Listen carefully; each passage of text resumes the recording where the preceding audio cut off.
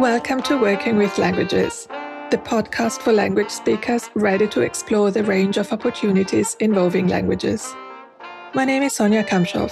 I'm a translator turned Google Ads specialist and a lifelong language enthusiast. Join me and my guests as we explore how they embraced languages in their careers and what working with languages looks like in the age of AI. Because finding the right inspiration can help you build or shift your career. My guest today comes from one of Italy's best-known places, Pompeii. Since her childhood, she remembers being surrounded by people of diverse languages and cultures. This is what sparked her love for languages, which took her across Europe before settling in Belgium after a degree in translation. After years of working as a freelance translator, she craved for a better tool where to collate all her invoices, quotes, fees for different project types, and all of the admin work that comes with freelance work. So she sat down with her software developer husband and created one. In this episode, she tells us about creating and launching a software, how being a software product manager differs from being a translator, and what her plans are for the future. Let's dive in. Welcome back to the Working with Languages podcast. My guest today is Martina from Italy. I'm very excited for her to be here with us today. So first of all, hello, Martina. Hi, thank you for having me. So as you know, the first question is the same for everyone. What is your favorite word or phrase in a language that you speak? Yeah, so my favorite expression is concho concho, which is a regional expression that we have in the region where I come from in Italy. So it's in Napolitan, and it just means taking life slowly. Oh, nice. Right? I always have to remind me to do that. Like as a freelancer with multiple companies, like you're always like running around with all the things you have to do. So like our house motto is concho concho. Why does it not exist in every single language? We should always do that. Yeah. Yeah, I like that. I like it very much. And I like the philosophy behind it. So you come from Italy. Can you tell us more about where you're from, your upbringing, and all of that? Yeah, so I come from a very small village in the south of Italy, which everybody's going to know. It's Pompeii. Wow. Super famous. And yet, if you live there, it just is a tiny village with nothing. Like outside of the ruins, there's like not really much to do. But like, growing up, I would see all of these different people and all of them would speak a different language and I could not understand them. So it just looked like very exotic and just very interesting to be like, whoa, there's like a world out there that must be different than here. So I pretty much I grew up there, like my whole family lives there. But then when I was 16, I studied for a year in Hungary as an exchange student. And that was like eye-opening. That was like, not only, of course, I was aware that like, a world existed outside of my tiny village. But then I was like, oh, I'm allowed to go where I want. And like, I can create my space wherever I want. So after that, I ended up living in Belgium as well. And then the Netherlands. Well, first the Netherlands as an au pair, and then Belgium to study. And now I'm back in the Netherlands on a stable basis. I've been here for 8 years already. Nice. I'm fascinated that you also did a school exchange to Hungary because it's quite unusual, isn't it? Is there some particular reason your school was affiliated with Hungary? No, it's like an international program called AFS, and they offer a lot of scholarships. But like you kind of have to play the scholarship game. So like there's like a limited amount of scholarships. So if you choose a less glamorous country, there's a higher chance for you to win a scholarship. So I just created a list of like random places where I wanted to go, and I won a scholarship for Hungary. I actually like my top 3 choices at the time were Russia, India, and Turkey. And my parents were like, we're not letting you go to any of those 3. So I had to change my list and I was only allowed to add European countries. Okay, I understand that. But I actually do remember when I did at university, when I did my Erasmus year abroad, my scholarship, I didn't realize it at the time, but I went to the professor and I had a few questions. And I guess it was a smart question because at the end of those few minutes that I talked to her, she wrote down my name. And guess what? I got the scholarship. So it is a bit, sometimes it's a bit random how you get it. Yes, and like it makes no sense trying to optimize it because just the fact that you're going to be exposed to something different is going to be so enriching. So it doesn't really matter at the end of the day what it is, the thing that's going to enrich your life. Brilliant. So what did you do after school? Did you first do your au pair or did you go to university? Yeah, so I graduated and then like every 18-year-old, I thought that I could conquer the world. So I signed up for this university test, but I failed. So the university only had 70 spots and I was number 300. So I was like, well, I guess I'm not going to get in. And I had to figure out what to do for a year. So I ended up in the Netherlands as an au pair, just to fill the year, just to do something. But then while I was here, the first week I was here, I met the guy that now is my husband. So I guess it was meant to be. So I spent a year here. I really liked Netherlands. So when I went back to Italy to study university, I decided to learn Dutch because it was an option. Because I studied at the interpreting school in Trieste, which is like a very famous university, but they have a limited amount of languages. I studied that too. A few years before you, yeah. Yeah, I had quite a few colleagues who did Dutch there, yeah. So, but when you started university, I guess you had a bit of an advantage with Dutch because you already were there for a year and you knew the language already quite a bit. Yeah, I mean, I did pick it up. Like when I was an au pair, I literally just spent the whole day with a 2-year-old. So it's not like you could teach me a lot of Dutch, but definitely that, you start recognizing the sounds and you start recognizing, like the written words. So definitely I had an advantage. Yeah, it happened. Like my classmates were not happy the first classes because I knew all the answers, but eventually it became hard for all of us. So it was okay. That's funny. Which other languages did you study? I studied English. So English was the language I got in with, then French and Dutch. And I never managed to learn French well enough to actually work with it. So even if I have a degree in French, I am just, I cannot save my life in French. Like last time I was in Paris, I was at the restaurant and I was like, I looked at the menu and I said, I'll have the chicken. And they were like, ma'am, there's no chicken on this menu. We don't know what you're trying to order. That's funny. So then after university, you went back to the Netherlands or Belgium? Yeah, so I studied 2 of my 3 years of university. I did in Trieste, and the third one I did it in Belgium. It's not really an Erasmus. It's called a double degree program. So it's longer and you have to do more exams abroad than you normally do when you do an Erasmus. And then I did my internship in Amsterdam, mostly because I already had a place to live there. So it was easy for me to just get an internship there. And then just like I stick there. I was living with my boyfriend and I worked at a translation agency for 1.5 years. And then when I decided that I knew enough of what was going on in the translation industry, I just started for myself. Do you have any specialization? Yes, I specialize in financial translations. Oh. So did you do also financial translation when you were working at the agency? No.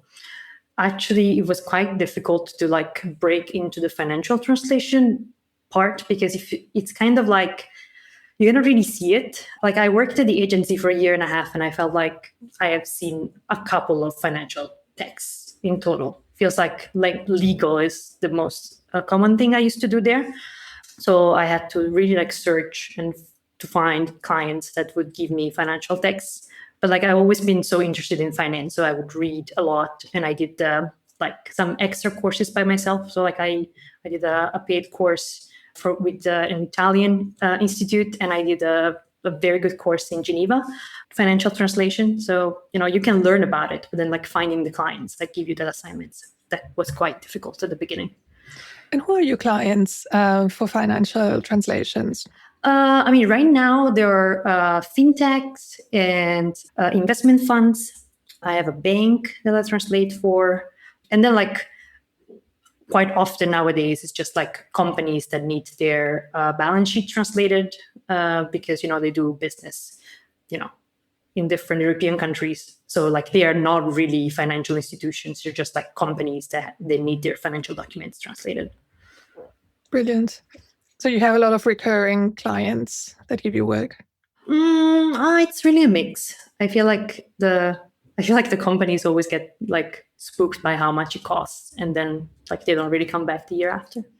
Yeah, I find that sometimes companies and people don't think about, the time it takes to translate something, even with translation memories and all of the help that you can have. But it still takes time, and that, and that costs. I find that people sometimes forget about it. Yeah, and especially when it's not really their decision to have something translated. Like, if you do a marketing translation, it means that the company is trying to break into a new market and they really want for that thing to work. But most of the time when these companies are asking me to translate their documents, it's just one extra knowing thing that I have to do before they are compliant. So like it is very, very difficult for them to see the benefit of spending money to do the thing. It is just like an annoyance. Do you work more from English or from Dutch? Mostly from English. Oh, interesting. Cool. This country, like their level of English is so high that so many companies, also in the Netherlands, do everything in English. Well, that excludes then the need for any translation if everything is in one language. But I guess that sometimes it makes sense, and if you have everybody understands it well enough, then it makes it makes sense because it speeds up things and cuts certain costs and so on. Interesting. So you've been working as a translator for quite a few years, and I know that you scratched your own itch in a way, and you now launched a new product, something completely different. Yes. Yeah. Ever since the first month of being a freelance translator, I've been complaining about needing an easy way of tracking my work. And the good thing of that is that when I started out, it was during COVID. So I was doing all this complaining like 5 centimeters away from my software developer husband, who gave in and he was like, I'll build something better for you. So we have built together this project management software. And since last year, we have also like opened it up to new people. So the company is called Now Lemon Twist, and it just provides project management and invoicing for freelancers. So not just translators, it's for freelancers overall. Yeah, it's basically for people that work for themselves and have a lot of deadlines, because I feel like that is who we would be the most useful for, people that have to track different projects at the same time and have to keep track of different rates and things like that. Yeah, I think the different rates can be quite challenging because when using translation memories, you can have a lot of matches or similar words or identical words, and then some other texts are completely different and completely new, so you have more work. So, having a different fee happens very often in translation, but I guess it happens also in all other, freelance jobs or industries that you can have. So that is very interesting. And I never thought about it as an actual problem until you mentioned it, because generally I'm a freelancer as well, but I generally have a lot of ongoing retainer work. So, it's easier to manage. But yeah, what has the feedback been so far? Well, like the feedback has been very good. I mean, I feel like the translation industry is filled with very supportive people. So it's very nice seeing so many people that are following the journey and seeing what's happening. But then at the same time, it has been like a very steep learning curve because I have never created a product from scratch. And this is also like a completely different workflow than doing a translation. So it has been a lot of learning for me and a lot of adjusting because I am working with another person, which is something I'm not used to because I've been a freelancer for 7 years. But it's also very rewarding because, it's a thing that did not exist. And now I made it. Yeah, it must be very satisfying. Yeah. So what are the challenges that you find you have when creating and marketing this product? What are the differences between what you do now in terms of work and being a translator? How do you approach the two? Yeah, when I started, I really thought since I was good at marketing my translation business, I could just like very easily market this product to translators. I was like, I'm going to know the client and I'm going to know the product. It's going to be very easy. But it is like a completely different way of like approaching the product, because as a translator, I feel like we're all about listening what the client needs and figuring out how to help them and how we can adapt ourselves so that we can help them. But with a product, I mean, at the beginning, I was doing it. I was like, oh, we can build any feature you want and we can create this thing exactly how you need it. But then if 10 people need 10 different things, you're going to get a burnout, which is what I got last year, because it is impossible to make everybody happy. So it is more like it takes more time to figure out what exactly, like what's the bare minimum and what's the thing that's going to make the most amount of people happy. And also just presenting in a way that's like, this is a problem you have and this is a possible solution. Maybe it does not work for you, which just means you're not a fit. Instead of just feeling like just because another person does not use your product, it means your product is not good enough. Absolutely. Absolutely. Do you have a lot of feature requests? Yes, we do have a lot of features requests. That's nice when you know that people actually give you ideas, but also they want them, so they are more likely to buy the software and recommend it on. It's so good. Yeah, I mean, we had like a whole phase of testing before we launched. So like I had been using it already for 6 months, but then of course, like that was just like the way I used it. So before we launched it in the market, we let basically anybody that wanted to try it, they got to try it for free for some months and just give feedback. And I kid you not, the first 5 minutes that somebody was using it, it was like, why don't you just add a button here? And I was like, this is genius. I've been staring at this page for 3 months and you have looked at it for 5 minutes and you have just massively improved it. That's good. That's the wisdom of the crowd. Yeah. So what kind of freelancers do you have using it at the moment? Do you have translators, of course? Do you have any other freelancers from other industries? We also have some copywriters. I think just because translators and copywriters, like they are like a similar crowd. So that's why they have found it already. But like we're trying to expand it also to like graphic designers or social media managers, or as I said, like any person that needs to manage the work that they do by themselves. And they, people that have multiple projects with different kind of rates at the same time. Brilliant. Yeah, I think that's a good move because even graphic designers, it's a fairly big market and it fits the same idea of different fees and multiple projects.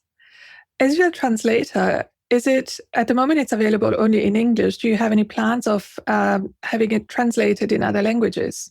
So the first thing that we made available from the start is that the app itself is only in English, but then the app allows you to create invoices to send to your clients, and those can be translated already. Because of course, if your client is based in France, you don't want to send an English invoice. So anybody can just create their own template in whatever language they want. Brilliant. And then once we will have a more settled product, because now we're still like working on it and we're still adding features. So eventually we're going to have like a stabilized thing. We will think about localizing it. Brilliant. What are the features that you have added more recently, and what are the ones that you think you will add in the near future that are most relevant? The thing I'm most proud about, it's not super recent, but it is the thing that saved me the most time, for sure, in the past year, is a VAT tax report. So since I send all of my invoices through the software, like it just gives me exactly the amount of VAT that I have to pay already cut down in the different categories. So like, if I have different VAT rates, or I'm based in Europe and sometimes I work with other European companies, so that I have to do a different file called ECP, where I have to tell them every single VAT number when I do a reverse charge. I also get like a very nice spreadsheet that just shows me all of the numbers. So that is something that has saved me, I think, like an hour every quarter just by having it there. And my favorite thing of Lemon Twist is that we have this very nice button that tells you that you have finished a project, which has been my biggest pet peeve for the 5 years that I was forced to work with something else. Because like I would have this list of projects, and then I would have to click 3 times to say that the project was finished. And I always thought, like, what do you think is going to happen if I'm working on a project? Of course, I'm going to deliver it. Like 9 out of 10, I'm going to deliver it. It can get canceled and get put on hold. And of course, I want to have the liberty of doing it. But why am I wasting time clicking 3 times for this extremely basic thing? So that is another thing I'm very proud of. And in the future, like this year, we're working on allowing quotes. So that not only you can send an invoice, but you can also like send a quote, so that you can also keep track of, like the amount of like projects that you get to quote on, and then the things that eventually get accepted, so that you can have a better overview of how your business is going. And in the further future, I would love to have a client scoring card, so that you can figure out not just how much money you make, but how much you enjoy working with a client. Just something that I do by myself. But it would be very nice if the software could keep track of, all of your scoring. So over the years, you can see like this client is getting better, it's getting worse, like they're not paying stuff on time, or they're being very annoying. I never heard the concept of a client score. Of course, I also have clients that maybe I know pay sooner or later, or they like to pay, always the week after the deadline. But I never heard of this concept. It's really, really good. So what elements go into a client score for you? Yeah. So what I do right now is I keep track of how fast they pay my invoices, because if they start paying the invoices like too much, like I like when clients pay on time.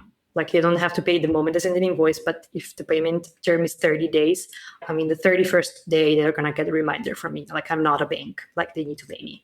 So I always keep track of that. I keep track of how many back and forths there need to be before we actually can agree on something.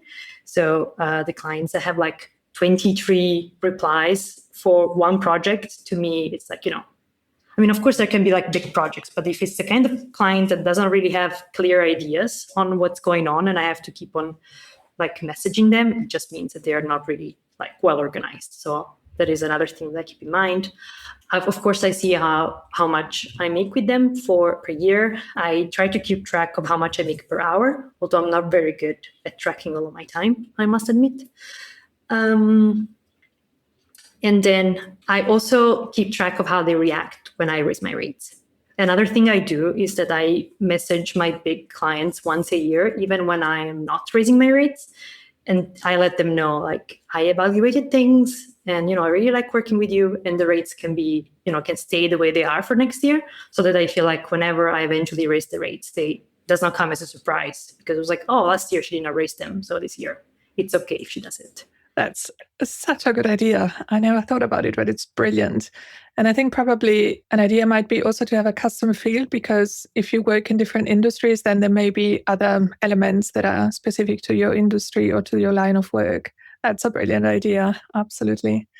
And then you can, prioritize acquiring clients in a certain way based on, all the elements that you mentioned. What are your plans for the future more, generally? Do you find that adoption is going well and you want to expand in Europe? Do you want to expand more internationally? How do you see that? I don't know. It feels like it's a bit too early to say, because we launched last year, at the beginning of last year. So it's only been a year and a couple of months. And I feel like it is such a delicate part of people's business, because it's going to contain all of the information of their business. So of course, it's going to take some time for people to just feel comfortable starting using it. We do have users, but I feel like, we could be massive, because it's such a nice tool that can help so many companies. So like, I really want to see where adoption comes. I was very surprised to see that we had like a US user that signed up last month, because it's not like a region that we've been targeting. So it was very surprising seeing all of a sudden somebody signed up from Los Angeles. In what industry do they work? I think there was a translator. Okay. And so is it now, how do you balance now being working as a translator and working on your software product? Do you do, in terms of hours, which one do you prioritize at the moment? Well, the way I see it is that translation is still very much paying the bills. So like I have to make sure that like I do enough translation to be able to pay my mortgage. But then like all of the moment that part is done, I spend all of the rest of the time on Lemon Twist.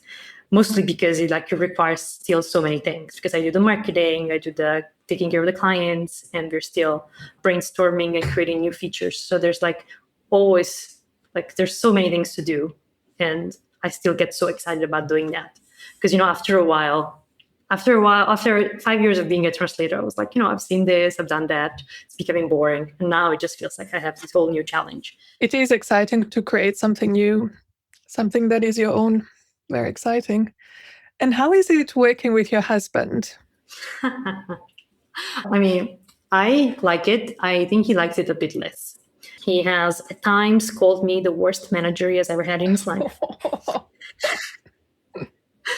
I think it's because he has 20 years of experience working in big corporations. So of course he's like, I'm part of a team, but I do my thing and then I report to my boss.